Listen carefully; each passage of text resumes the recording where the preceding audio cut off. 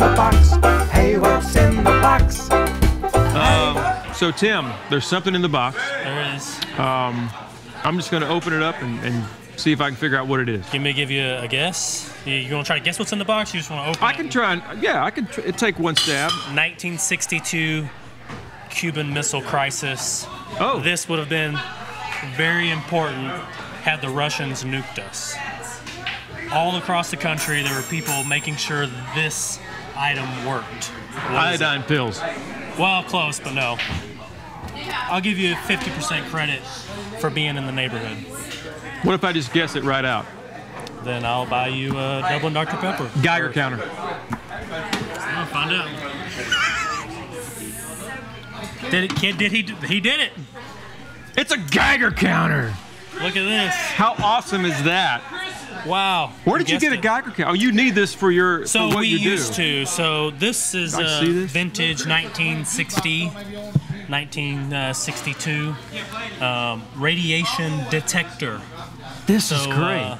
You know, back when the Cold War was at its height, you know, yeah. These were very important. People were kind of coming together and as their neighborhoods and radiation captains and things like that. And this is the instrument they would have used here in Bosque County. We had 5 of them here for the county, and there were some in the communities. During the Cuban Missile Crisis, Bosque County had 5 of these. We had at least 5 of them. I don't know how much we had then, but we had 5 when these were taken out of service. So, wow. It even has civil defense sticker on the side here. Back when these things were in service, it was the Department of Defense. Yeah. Yeah. And so these were what was used, and actually were in service until 2009. Yeah. And they were taken out of service. Now we use a little bit more electronic, modern equipment. But have you ever taken one of these? This is a question you may not have to answer, but have you ever taken one of these just out and about to see, hey, I wonder if something's radioactive?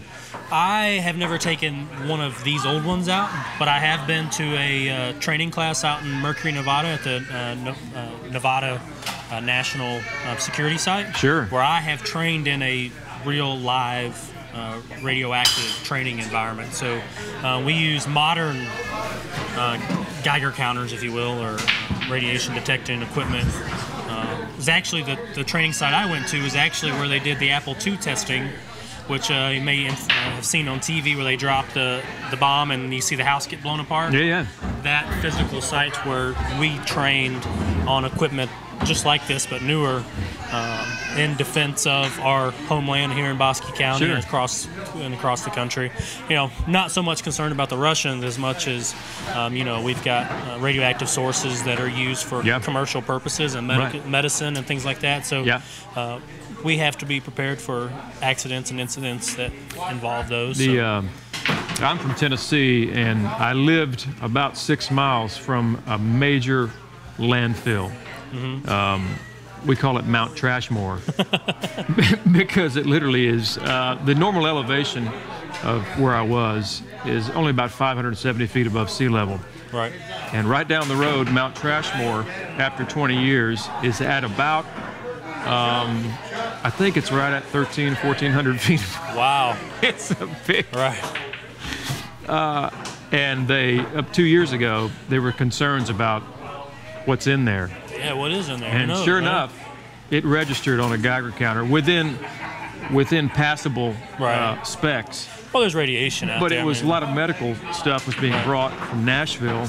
Dumped in a lot of radioactive. Oh, we're getting radiation every day from the sun. You know, natural background radiation. These specific instruments were, you know, had Russia drop the big one on us. Yes.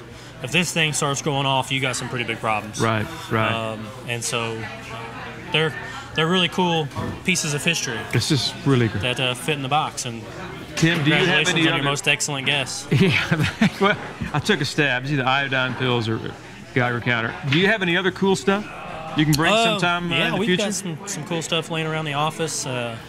Might be able to bring up here and see if you can guess. I would love to do that. This is awesome. Tim, thank you. Hey, appreciate y'all. Thanks for coming out for Hey, What's in the Box? And we'll do it again sometime.